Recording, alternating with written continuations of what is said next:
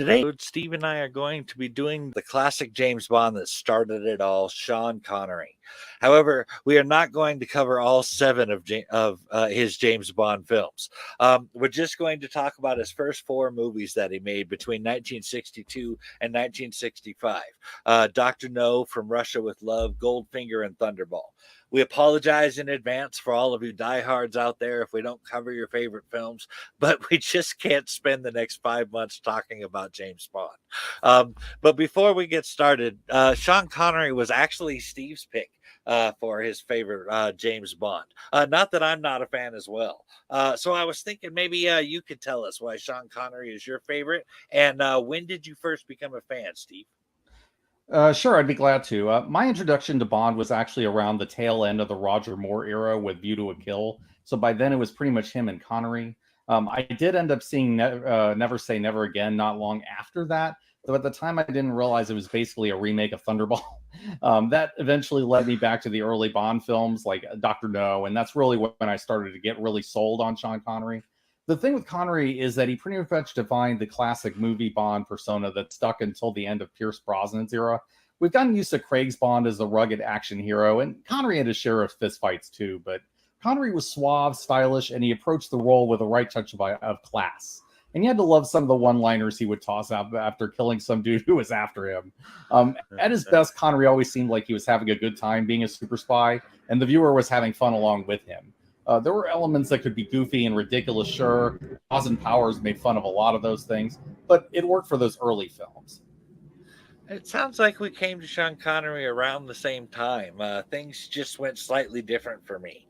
I first became a fan back when I was a kid watching James Bond reruns on TV in the 80s.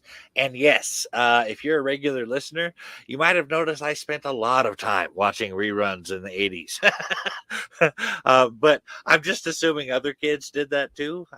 But anyway, it was the Connery films I think I saw first, and then Roger Moore from the 70s. My dad really liked the Roger Moore films, and so when those were on, we definitely watched them. I think the only Timothy Dalton film I saw was License to Kill, and I don't think I've seen Lazenby's film from 1969. If I'm honest, though, despite all of that, I was only a moderate James Bond fan. I liked the films, but I wouldn't have listed them among my favorites as a child. Kind of like how Star Trek really became mine when The Next Generation came out in 1987, and the original series was more like my dad's Star Trek. So too did I need my own James Bond before I became a mega fan, and that didn't happen until 1995 with GoldenEye and Pierce Brosnan. But that is not to say that I don't have a greater respect for Sean Connery's work now that I'm an adult. Watching these films in a row all these years later, I have a totally different perspective on them.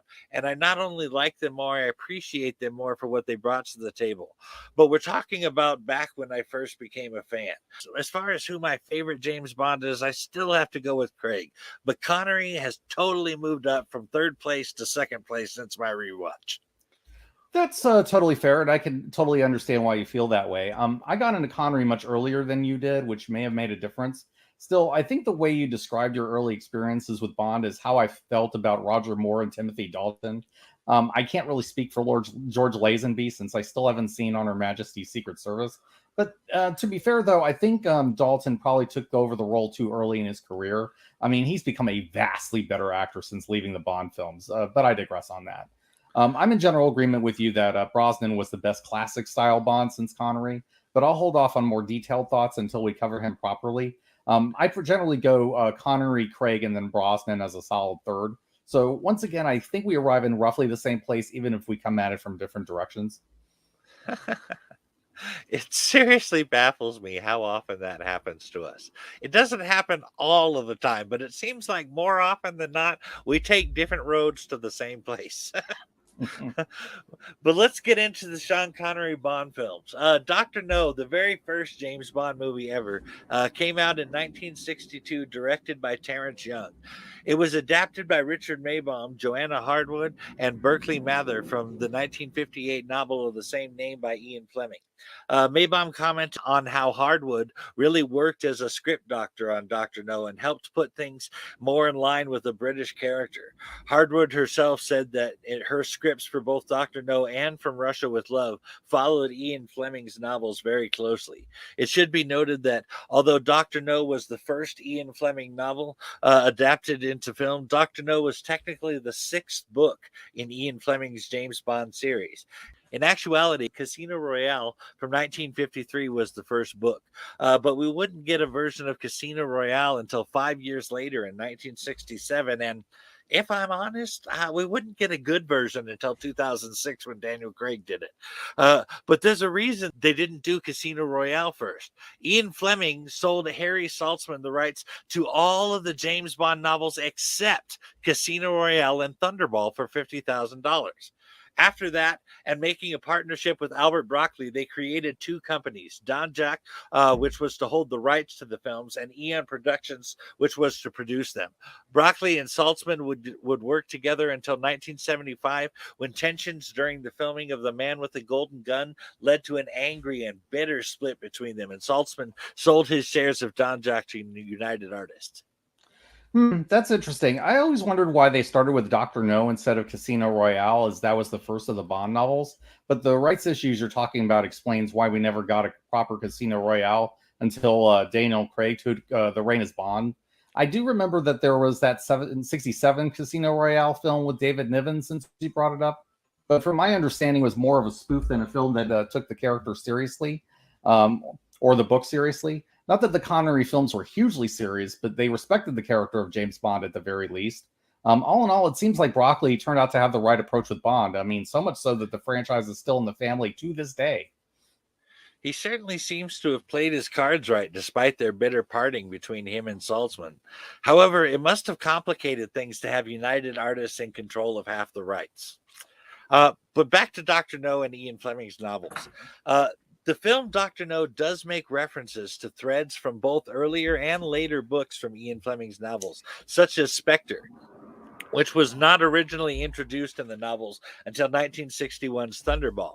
And speaking of Thunderball, producers Harry Saltzman and Albert R. Broccoli actually wanted to do Thunderball as the first James Bond movie, but it was tied up in a court case over plagiarism in 1961 that I will get into later. So why did they add Spectre into Dr. No? Well, I found out.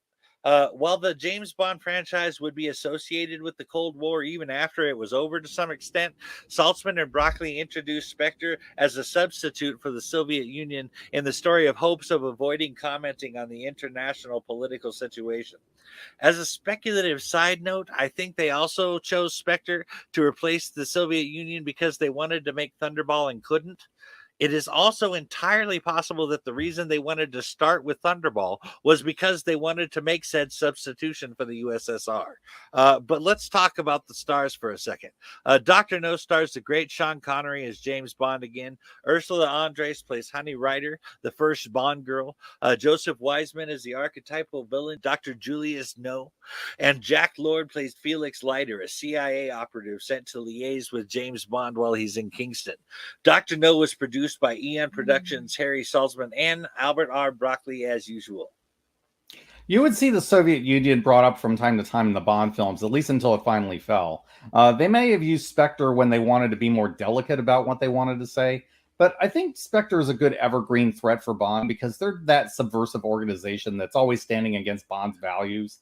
Bond has a lot of flaws, but he's loyal to Crown and Country, and he'll always fight to defend those things. Spectre also was an influence on practically every made-up alphabet terrorist organization in fiction, but especially groups like Hydra and Cobra.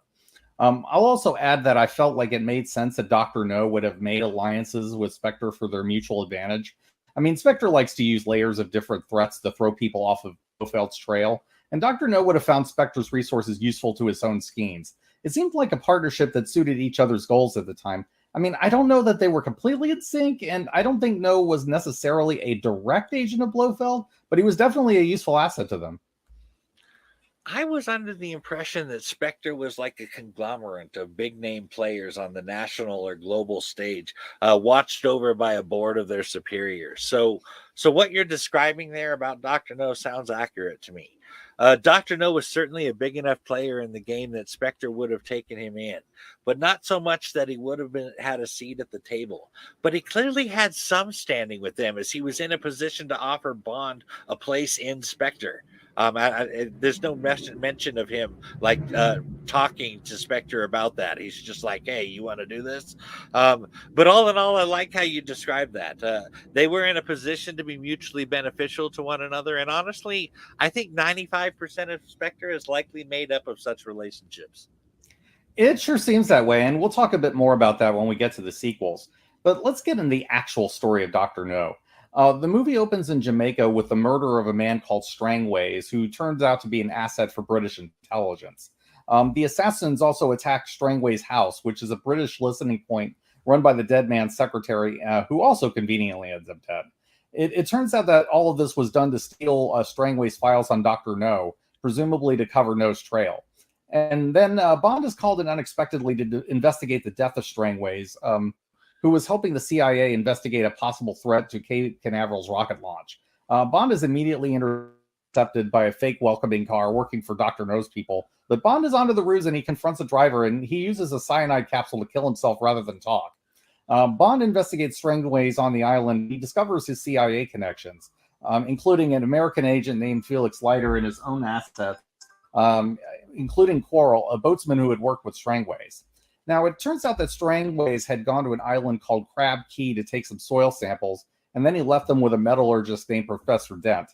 The problem is that Dent turns out to be an agent of Dr. No, who orders him to take out Bond. Bond eventually takes out Dent's agents, including Strangways' assassins and Miss Taro, who was posing as a secretary at the British government house. Bond confronts Dent, and it turns out the real reason why Strangways had to die is that he realized the soil sample on Crab Key were radioactive. This leads Bond and Quarrel to head to Crab Key to investigate what's there. Quarrel, of course, is reluctant given that there are legends of dragons living on Crab Key. Now, when Bond reaches Crab Key, they split up, and he discovers a woman collecting seashells who turns out to be Honey Ryder, and she's the daughter of a marine biologist. They meet up with Quarrel, but Dr. No's people are a step behind them. After Bond stalks and kills a pursuer in the swamp, they're forced to go further inland to evade pursuit. This turns out to be a trap because they finally discover what the dragon is. It's a high-powered armored tank with flamethrowers. Quarrel is killed, and Bond and Honey end up getting captured. And then they're decontaminated because of the radiation exposure from outside. And then they're brought to Dr. No, who had hoped to recruit Bond into Spectre, like you mentioned. But Bond refuses, and Bond is thrown into a dungeon deep in the complex. From there, he escapes, sabotages the equipment, and kills Dr. No before escaping the island with Honey before everything blows up. So let's talk about how this movie set the tone for what Bond would become. Sure thing, Steve. I just have to comment really quickly on the dragon thing. I thought that made the people seem really simple that thought that we're talking about it being a dragon there. But that's a whole other thing, I guess. Being the first James Bond film, Dr. No really established some things that the series would be known for, like the introduction of James Bond viewed through the barrel of a gun, as well as the stylized title sequence, both of which were created by Maurice Binder. Granted, in Dr. No, the title sequence is comparatively mild side by side with later films in the franchise, but it definitely became something Bond films are known for. Let's not forget the iconic theme music everyone associates with James Bond that was first introduced in Dr. No. Production designer Ken Adams established an elaborate visual style that also went on to be one of the hallmarks of the franchise. And as a quick side note on the topic of things established by Dr. No, Norman Wanstall created the muffled sound that is used for the silencer Bond uses in Dr. No, which is not, in fact, what a gun with a suppressor on it sounds like. And that has been copied so many times that there are people who actually believe that is what a gun with a silencer on it sounds like. It's been used quite a few times in a number of films, and it probably is the definitive muzzled gunshot sound in film. Now, one of the other things that the movie did was that it set the visual tone for the movies that followed. And definitely a point that set Bond apart is the stylish opening credit scenes with very distinct musical intros. While the one for Dr. No isn't that elaborate, I think it did establish the foundation that allowed later filmmakers to experiment with that style. Although I will say that with Dr. No in specific, it gets a little goofy after you get the classic moment with Bond shooting at the camera. Because from there, the movie gets into this weird calypso version of Three Blind Mice set in Jamaica, and it gets a bit silly. But once the movie introduces Bond and gets the mission in Jamaica going, it settles into the traditional Bond style, and it works well. That it does. And you're right about Dr. No laying the groundwork. It is not what we would come to know and love as Bond fans, but you can certainly see the seeds that were planted in Dr. No, and they clearly start taking root by From Russia with Love. But we'll get into that in a bit. You know, when we were doing the top 10 perfect 10 episode, we talked about our favorite Bonds a bit. But one thing I mentioned that I really liked about Craig is that you really get that tough guy vibe from him. And I really like that about Sean Connery too. And Dr. No is one of the reasons I see Sean Connery's Bond as a tough guy. I'm thinking of that scene where the agent was posing as the chauffeur and he tries to lead Bond into a trap, but Bond flips the table on him. Bond was absolutely in control of that situation in the car and whooped that agent's ass for a minute when they got out the car. Connery makes you believe he is that badass. Absolutely, and I love that scene too. I think it's easy to dismiss Connery's toughness on the surface because he's known for being the suave ladies' man type. But when he gets in a proper fight in these films, Connery does not play around. Yeah, but I think that makes sense. I mean, it shows that his Bond has some real depth, and even if he oozes charm on the surface, he is all business when he runs into enemy agents. I mean, there are times when he seems to even enjoy getting into fisticuffs, and I like that about Bond. He does not mess around when people try to kill him, and he's serious about his job, even if he sometimes comes across as frivolous. Bond takes his job very seriously, even if he enjoys the frills.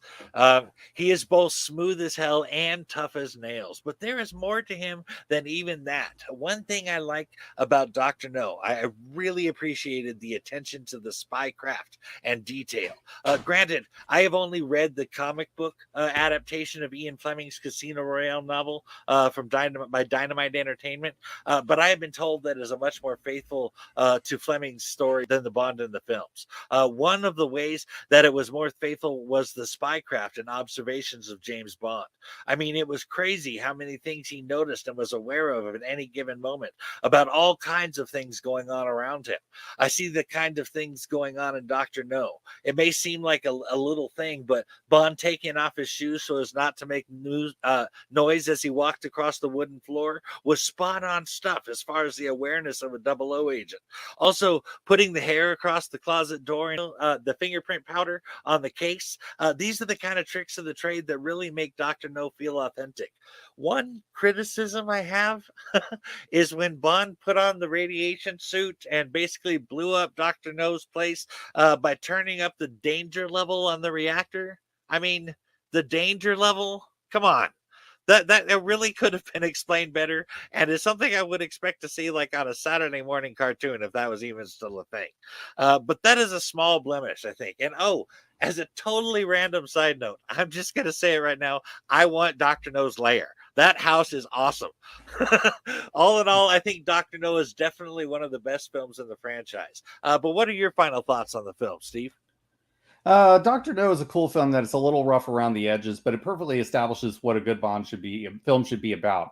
I mean, you get Bond doing what he does best, taking out bad guys, infiltrating enemy organizations, sneaking around, seducing Bond girls. I mean, you have the big, epic villainous threat who represents a danger to queen and country. You get exotic locales, danger around every corner, and insidious traps as Bond's enemies try to kill him constantly. I mean, the movie establishes Bond perfectly as well, using the card game to set up his character.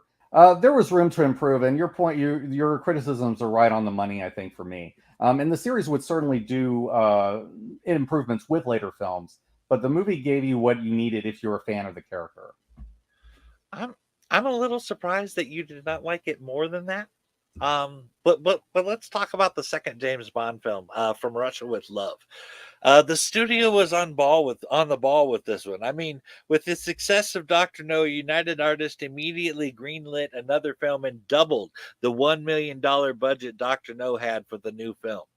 And I'll be damned if they did not have a second James Bond film the very next year in 1963 called From Russia with Love, starring Sean Connery as James Bond once again. And he was not the only one to return. In fact, excluding those that died, most of the original cast returned for the film, including Eunice Gayson as Sylvia Trench, Bond's semi-regular girlfriend. I'll admit I did not catch that she was the same character when I was watching these as a kid, but her presence brings an added level of story continuity to the second film. Bernard Lee came back to play M, Chief of British Intelligence. Louis Maxwell plays Miss Moneypenny, M's secretary once again. Daniela Bianchi plays Tatiana Romanova, a Soviet consulate clerk and Bond's love interest. Ian Fleming based her character on an actual World War II SOE named Christine Granville. However, Bianchi's voice is not what we hear. Bianchi's dialogue was dubbed by an uncredited Barbara Jefford. Last but not least, Robert Shaw played Daniel Red Grant, a Spectre assassin specifically trained to kill James Bond. Okay. The interesting thing about Bond is that continuity ends up not being a huge thing in the series in the long term. You get a lot of the same characters coming back, but they all end up being recast, and you don't see a ton of references to previous films. But in the early films, you do see some attention to continuity, probably because they were still drawing directly on the Ian Fleming novels. The most consistent characters tend to be Bond, Moneypenny, M, and Q, though M especially tends to go through different actors and even different characters. Some of this is probably that those characters draw the most directly on Fleming's real-world war experience. So why don't we get into the background on the production from Russia with Love, Mike? Sure, Steve. Like Dr. No, From Russia with Love was produced by Alfred R. Broccoli, Harry Saltzman's Eon Productions. Terrence Young came back to direct the film, and it was once again written by Richard Maybaum and Joanna Hardwood, based on Ian Fleming's 1957 novel of an almost identical name. The difference being that the novel was From Russia, comma, with love, and the film just takes out the comma. Another thing that is like the first movie is that this film too is out of order compared to Ian Fleming's novels. From Russia with Love is actually the fifth book in Fleming's series, which means they did the previous book in the series after starting with number 6. But again, with the incorporation of Spectre in the very first film, something that isn't introduced until the 9th book in the series, they are kind of all over the place at this point. Suffice it to say for now that the film version of From Russia with Love is different from the novel in some respects because of how United Artists decided to do the blending of the stories. There is a reason they went with From Russia with Love as a sequel to Dr. No. Check this out. President John F. Kennedy's listed Fleming's novel From Russia with Love among his 10 favorite books of all time in Life magazine. And that's why producers Broccoli and Saltzman chose it. But check out this rather dark note. From Russia with Love was the last film President Kennedy saw at the White House on November 20th, 1963, before going to Dallas.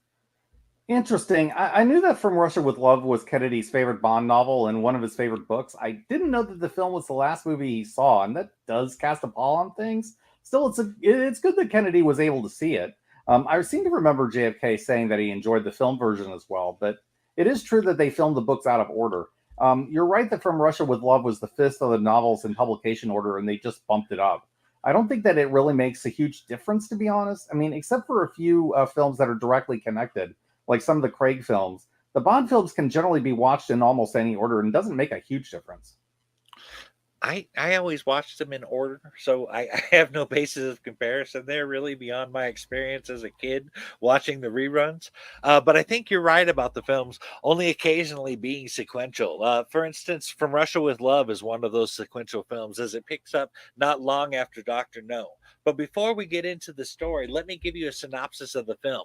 Agent 007 is battling a secret crime organization known as Spectre, who, in response to Bond killing Dr. No in Jamaica, have not only started training agents specifically to kill James Bond, they have sent one after him, an Irish assassin named Donald Red Grant. Grant's assignment is to ensure that Bond dies after they get a coveted cryptography device known as a Lecter. Spectre operative Rosa Koepp Koepp, a former Schmerz colonel, is assigned to oversee the mission and ensure Grant can carry out Bond's assassination at the right moment. To set the trap, Koepp recruits a cipher clerk at the consulate, Tatiana Romanova, who unwittingly assists in the plan, tricking Romanova into believing Koepp is still working for Schmerz. Tatiana contacts MI6 about having Bond help her defect from the Soviet Union, and while they think it's a trap, and it is, Bond agrees to meet her in Istanbul, and all sorts of madness ensues after that. But after saving Bond's life so that he could stay alive long enough to get the Lecter, Grant kills one of Bond's contacts named Nash and poses as him to get the Lecter and kill Bond aboard the Orient Express. Grant initially defeats Bond and explains that Spectre has been behind it all and that Tatiana is an unwitting pawn. Bond gets the upper hand and kills Grant by tricking Grant into setting off a booby trap in his briefcase and escapes with Tatiana and the Lecter using Grant's escape route. Learning of Grant's death and Bond's survival, Spectre's chairman, number 1, has Kronstein executed for his plan's disastrous failure, as Spectre had promised to sell back the Lecter to the Russians. Koepp is ordered to recover it and kill Bond. Koepp sneaks into their room in Venice disguised as a maid and takes them by surprise. Koepp orders Romanova to leave the room while holding Bond at gunpoint. Romanova then re-enters, tackling Koepp and knocking the pistol to the ground. Koepp and Bond struggle, and Romanova picks up the pistol and kills Koepp. Yeah, I will note one thing, and that is that the number 1 clearly is Blofeld. But as an aside, I'm pretty sure that Rosa Koepp was the inspiration for Frau Farbissina, Dr. Evil's main henchwoman in Austin Powers. But Koepp was fairly memorable among the earlier Bond villains, even though she was a bit of a stereotypical Russian villain in some respects. Anyway, there are a couple of things that I really love about this movie that I'll mention off the bat. Firstly, I dig that the cold open of this movie shows Bond seemingly being killed by Spectre, only for it to be a Spectre training exercise, and that the Bond they killed was a fake. Most Bond cold opens exist to make Bond look cool and establish him in media ray. This one starts off a bit dark, where Bond appears to lose, while also setting up the villainous plan, and I love that. I also think it's clever that the main Bond girl is being used as a honey trap, which actually is a good way to try to set Bond up. I mean, Bond is a good agent, but he has definite weaknesses and indulgences, and it makes sense that Bond's enemies would try to capitalize on them. Of course, the fact that Tatiana genuinely falls for Bond ends up being the undoing of the whole scheme. The twists and turns in this movie are cleverly executed, and I think that's why this film tends to hold up pretty well. It is a very fun film, and I think it holds up great. I would also say that I 100% think that Koepp was the inspiration for the Austin Powers character. The resemblance is just too close to not be. But I just have to comment on that fight between the two gypsy women. That was horribly choreographed by people who have clearly never seen two women fight before. I mean, maybe girls were different in 1963, but I've seen women bite, claw, punch, and kick the crap out of each other between the times they were pulling each other's hair. I've even seen an attempted strangling once. My point is that this is not how women fight. I mean, it was like they were doing their best not to hurt one another. It was supposed to be this deadly battle by how they were building it up, and it just wasn't. I don't know. But if I was a woman, I would be offended at that portrayal. Men's fights certainly aren't anything like that. Yeah, I'm in agreement with you there. I mean, it is a bit of an "I'll harm you" moment in the words of Mystery Science Theater 3000. I mean, the actresses probably were trying not to hurt each other too badly, but when that comes across as too obvious on screen, something's definitely wrong there. I mean, especially if you look at some of the crazy things that you see even in things like women's wrestling matches. And even if they're faking, it could still look really intense. It's all about selling the moves, and it just wasn't there. I'm also not sure this movie did gypsy culture that great of a service either, though I don't know enough to say that for absolute certain. I mean, cultural representation was never this series' strong suit in the early films. I mean, You Only Live Twice is just one unfortunate example, so I wouldn't be surprised if they got it pretty far wrong. So we are in agreement about the gypsies or Romany people. That was a very outside looking in portrayal. But as you said, that kind of thing was just not an issue back then.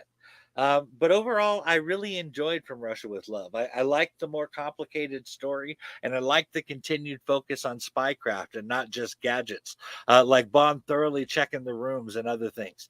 Not all of the Bond films take the time to show this stuff, and I'm really appreciating seeing it in these first films.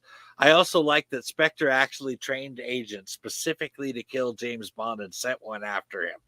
The whole time I was trying to figure out why he kept saving Bond, but that scene on the train made it all clear. Also, as far as bad guy speeches go, I liked how that was delivered. It didn't feel quite so megalomaniacal. Also, that was a satisfying fight between the two super spies at the end there. Although I am wondering what Sylvia Trench is going to think about Tatiana after the ending of the film. But it's not like Honey Rider stuck around either. No, not at all. I mean, this is where you start really seeing the girl of the week formula for Bond girls. I mean, you don't see too many girls that stick around consistently aside from Moneypenny, and not too many that stick in Bond's mind either until Bond's wife and on Her Majesty's Secret Service, and then Vesper Lind and Casino Royale. I mean, Sylvia Trench was a nice nod to Dr. No, though, because we at least got to see how their affair started in that film. But I do think From Russia with Love is one of the best of the early films as well. I mean, I love the cold open. I think the villains actually have a pretty good plan in this movie. Many times you get Bond films where they really don't have a good strategy for dealing with Bond, but the psychological warfare angle really works in this film. You get some nice Cold War thriller elements with Smersh and some nice Hitchcockian suspense where you wonder which way Tatiana will turn at the end. I mean, we know who and what she truly is, but Bond doesn't at first, and that ratchets up the suspense really well. I'm glad you enjoyed this one, and I think it certainly is among the better Bond films in the series. So let's dive into our next film, Mike. Sure. So in 1964, the third James Bond film, Goldfinger, hit theaters. And you know what? I'm picking up on something here that I hadn't noticed before. The first four Bond films came out in each successive year: 62, 63, 64, and 65. That might not seem like much all on its own. But a decade later, the Planet of the Apes sequels, with the exception of Beneath the Planet of the Apes, all came out 1 year after the previous film. Just into the very next decade, you could wait 2 or 3 years, sometimes more, for a sequel. So the trend had clearly started dying out by then, horror films excluded. But it seems like it had lasted a good while before it died out and wasn't picked up again until Disney started making Star Wars movies. that is impressive. I mean, it is pretty hard to maintain a pace like that, and I think it only got more difficult as movies became more complicated and expensive to make.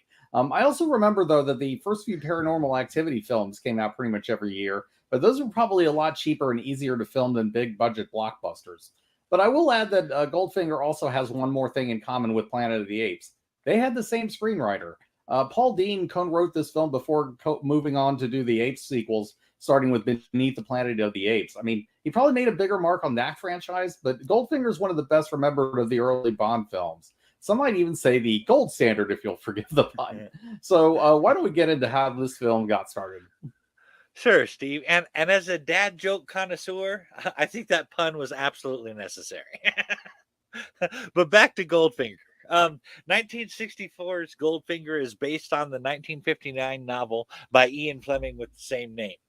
In the last film, From Russia with Love, the studio decided to go back to book number 5 in Fleming's series. But in the third film, they jumped back up to number 7 in the series. My understanding is that they actually wanted to do On Her Majesty's Secret Service next, which would have jumped to the 11th book in the franchise. But there was not enough time to prepare for shooting in Switzerland, and so the adaptation was put off.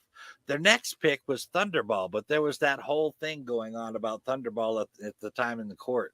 It's a big, long story, but while this will take a minute to get through, I promise you this is the short version. Suffice it to say that in 1958, Ian Fleming and his friend Ivar Bryce, along with Bryce's friend Ernest Cuneo and Irish writer-director Kevin McClory, formed Xanadu Productions unofficially. By May of 1959, they had all worked together to come up with the story outline for Thunderball. The story went through many revisions and drafts and was still a work in progress. However, when McClory's latest film did not do well, Fleming was no longer impressed impressed with McClory and actually brought on an experienced screenwriter, Jack Whittingham.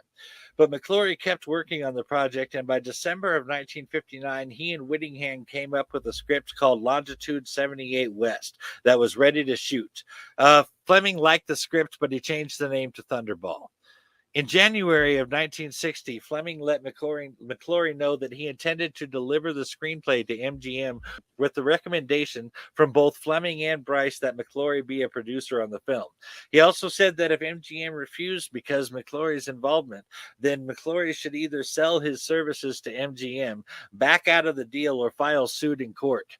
Then Ian Fleming proceeded to write the Thunderball novel based on the script between January and March of 1960.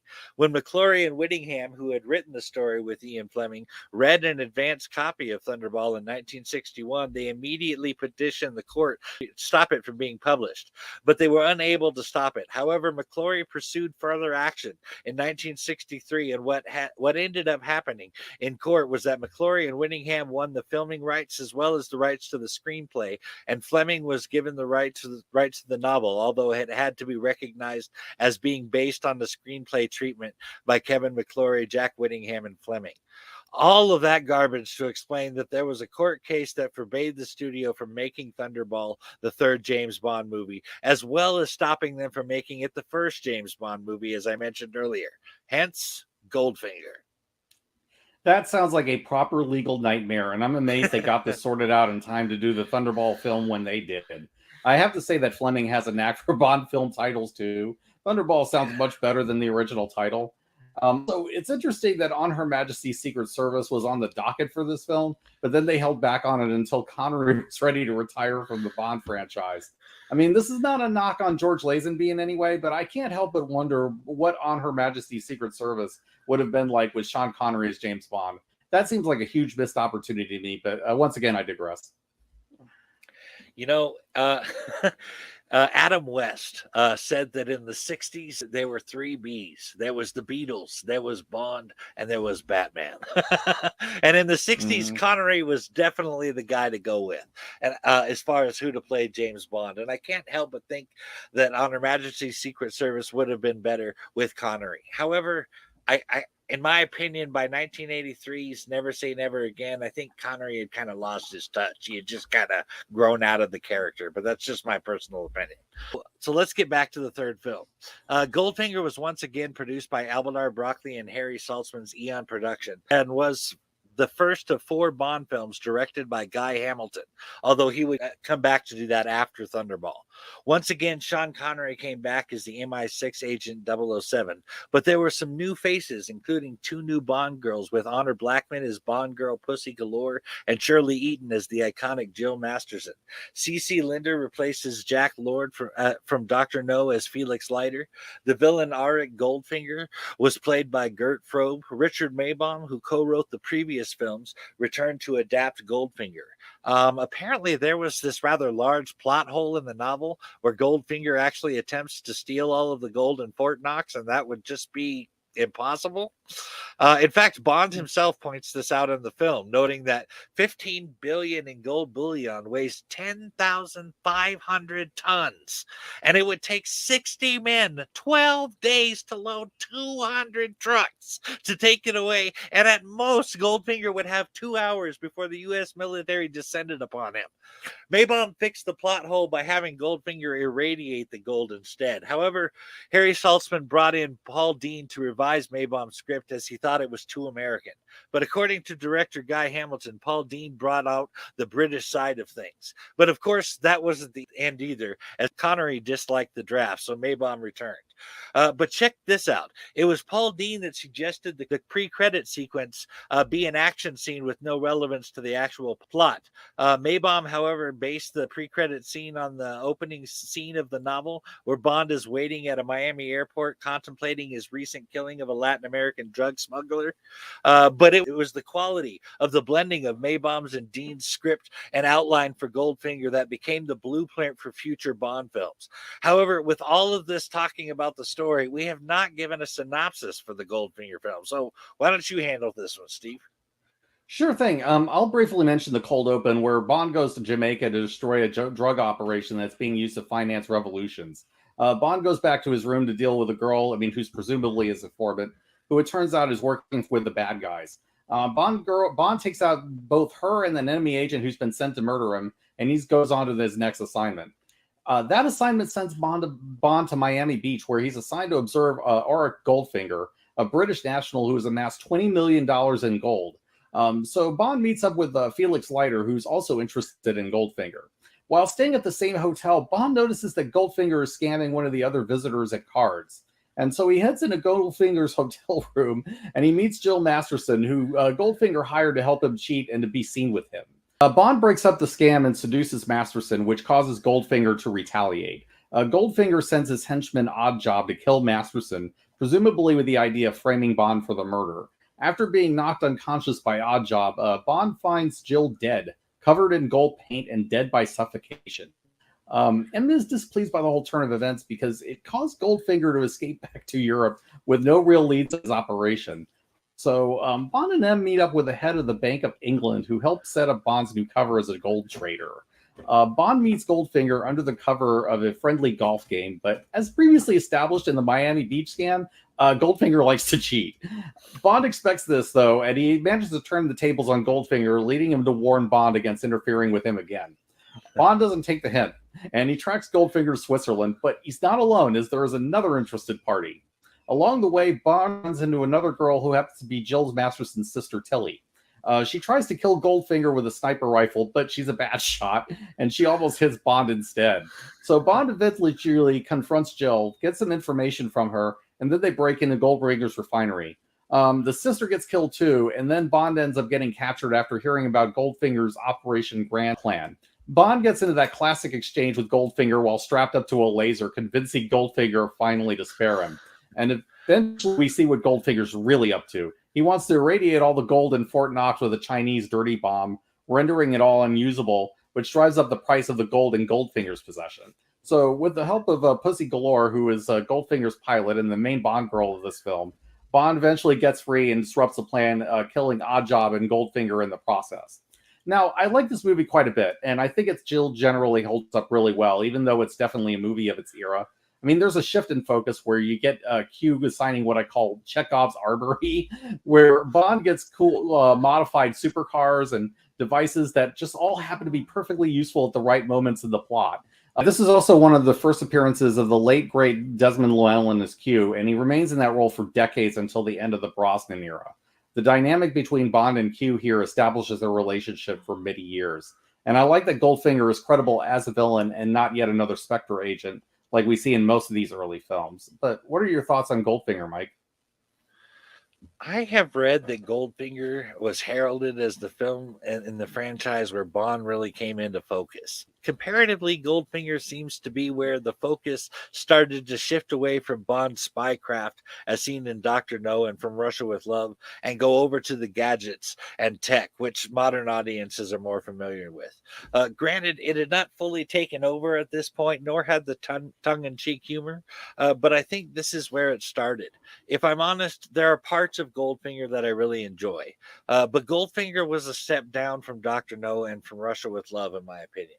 But I can't deny the film's commercial success. In fact, we even got the very first officially licensed James Bond toy, the Aston Martin DB5 car from Corgi Toys, which became the biggest selling toy of 1964 because of Goldfinger. That's cool. And I love how the DB5 toy took off because of Goldfinger. I mean, the DB5 is a classic and iconic movie car, and I love it. I think I'm beginning, though, to see where we start having different opinions about the early films. Not that I think you're necessarily wrong. More that we're coming at it with different tastes in mind. Correct me if I'm wrong here, but considering that you're more of a fan of the later films, and especially the Craig approach, I get the feeling that you're more interested in seeing Bond being a proper spy with a more grounded approach, which I think is fair and a totally legitimate position to take. I mean, I don't mind that take myself from time to time, which is why I think we agree on the first two films. And there have been times when a change in tone of direction have lost me, so I can respect that if that doesn't work for you. But honestly, just speaking for myself, I know Bond gets ridiculous and over the top with the later Connery films, and I can enjoy the tongue-in-cheek humor and the silliness for what it is. I mean, I don't want Bond to be totally slapstick or a farce. I mean, Austin Powers does that routine better anyway. but I don't mind the over-the-top supervillains, Bond using ridiculous gadgets, or Bond meeting girls with the silliest names. I mean, it's an exaggerated take for sure, but it's a fun approach when it works. So I think that's part of the reason we're probably going to see the next film a bit differently too, and that's fine. So let's talk about Thunderball. That's a totally respectable position, and I can see where you're coming from. Unfortunately, I think you're right about our different takes on Thunderball too. Um, I definitely came into this wanting to see a proper spy, as you said, but we'll get into that in a second. With all the garbage over the rights to Thunderball finally out of the way in 1964, Thunderball finally came out in 1965 as the fourth James Bond film. Unlike all of the other James Bond films we're going to talk about over this three-part series, Thunderball was produced solely by Kevin McClory and executive produced by Eon Productions, Albert R. Broccoli, and Harry Saltzman. The story was, of course, by Whittingham, Fleming, and McClory, but the original screenplay credit is given to Whittingham. The actual screenplay was by Richard Maybaum, who worked on Goldfinger, and an English film, stage, and television writer named John Hopkins. Terrence Young, who had directed Dr. No and From Russia with Love, came back to direct his final James Bond film. Sean Connery, of course, comes back to play James Bond on a fourth time for Thunderball. Bernard Lee comes back to play M, as he does for the first 11 James Bond films. And of course, up until he died, no one could play BQ except Desmond Llewellyn. So obviously he came back, and he would continue to come back for the first 17 Bond films. Louis Maxwell played Moneypenny once again, as she would in the first 14 James Bond films. Rick Van Nutter replaces C.C. Linder from Goldfinger as Felix Leiter. It's like they just can't settle on an actor to play Leiter. Adolfo Seeley plays Emilio Largo, but he is voiced by Robert Riety, and he was not the only one voiced by someone else. Claudine Auger plays Dominique Domino Derval, Largo's mistress, but she is voiced by Nikki Vanderzil. Luciana Paluzzi plays a Spectre agent named Fiona Volpe. Philip Locke plays Largus's personal assistant and primary henchman. As a quick side note, Thunderball was the first Bond film shot in Panavision and the first to have a running time of over 2 hours, 2 hours and 10 minutes to be exact.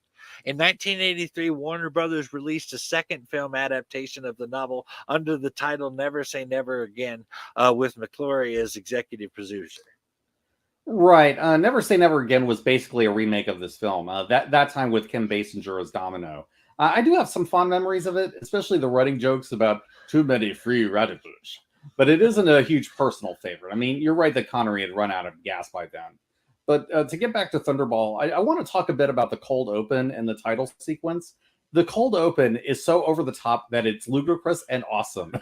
Bond arrives at a funeral of a Spectre agent named Colonel Beauvoir, working alongside a friend's agent. Bond was after Beauvoir for killing a British agent, and at first it looks like he arrived too late to do the job himself. He watches the grieving widow and follows her home to her mansion, and this is where it starts getting weird. It turns out that the widow is in fact the disguised Colonel Beauvoir that Bond was assigned to assassinate. Bond kills him with a fireplace poker, then escapes the mansion using a jetpack that just happens to be there. I'm not even kidding with this. He gets to the French agent who meets him back at the Aston Martin, and then Bond uses the Aston Martin's rear water hoses to drive back their pursuer before it fades into the title sequence. It's a ridiculous sequence of events. I mean, not least because it makes no sense why this dude would attend his own funeral dressed as his wife. But you know what? The opening scene is so much fun that I honestly don't care how silly it is. This is pure rule of cool, and I admit that up front. I'll also add that this is where you start getting the really elaborate opening titles with the memorable theme songs as well. I mean, this really started with Goldfinger, though in that film, I think it was Shirley Bassey singing that really carried it. But with Thunderball, you have Tom Jones singing the theme song, and this is honestly one of my favorite early Bond themes as well. I feel like the instrumentals capture the spy genre better than a lot of the Bond themes do, and Jones does do some really strong vocals. You also get some really cool underwater effects in the opening titles. I mean, evoking the story while also being very stylistic. Goldfinger and Thunderball are the films that got that ball rolling, and this is why the opening titles keep getting crazier and more elaborate with each new Bond film. But why don't you talk about the main story of Thunderball, Mike? All right. Here's a synopsis of the film. Led by the one-eyed mastermind Emilio Largo, number 2 Inspector, they steal 2 atomic warheads from a NATO-protected Royal Air Force Avro Vulcan strategic jet bomber during a training exercise. With them, Largo threatens to destroy an unspecified city in either America or the United Kingdom if he is not paid £1 million within 7 days. And I can't help but see that guy with the pinky to his mouth when I read that. James Bond is sent to recover the warheads from the heart of Largo's lair in the Bahamas, facing underwater attacks from the sharks and men alike. He must also convince Domino Devill, Largo's mistress, to become a key ally, which he does by revealing that Largo had killed her brother. Domino then helped Bond search the Disco Volante, but she is captured by Largo and imprisoned. With the help of CIA agent Felix Leiter, they get the U.S. Coast Guard to intercept the Disco Volante crew and recover one of the bombs in the underwater battle. Bond pursues Largo and grabs hold of the Disco Volante as it sheds its rear half, called a cocoon, to become a hydrofoil and escape. Bond gets on deck and sends the Disco Volante out of control while fighting Largo and his men. Largo gets the upper hand and is about to shoot Bond when Domino kills Largo in revenge after his hired nuclear physicist frees her. The trio quickly flees the Disco Volante just barely before it crashes into a wall of rock on an island and blows into pieces.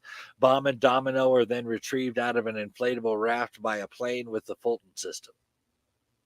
I don't know what it is about Bond that he keeps coming back to tropical islands. I mean, Dr. No largely takes place in Jamaica. Goldfinger had a cold open set on a tropical island. And now we have this movie set in Nassau.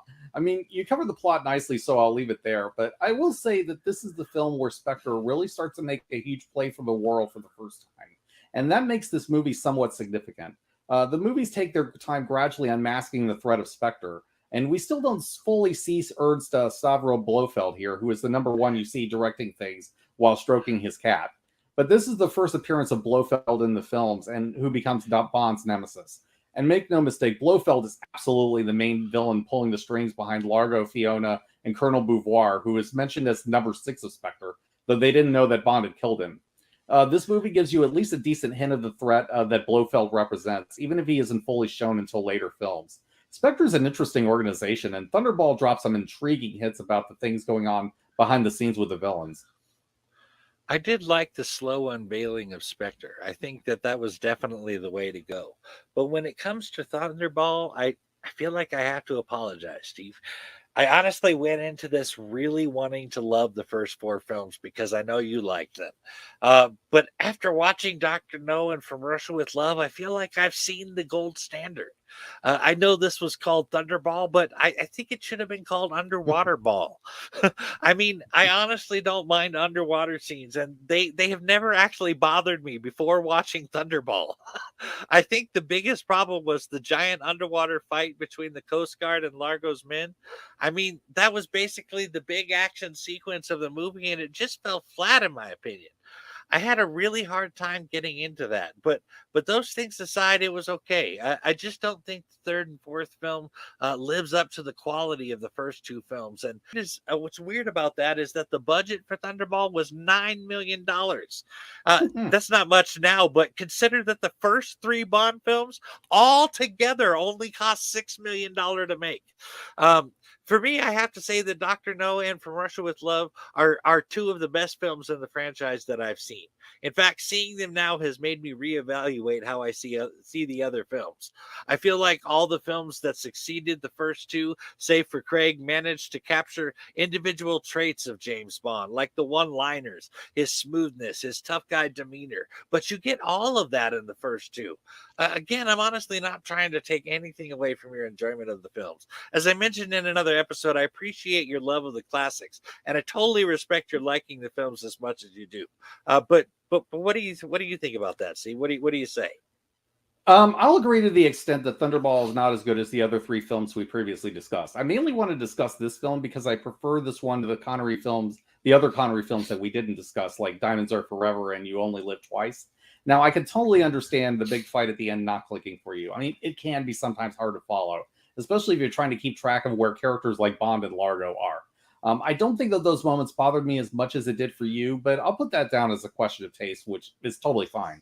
For the most part, though, I think Thunderball does stand up among most of the other Connery films.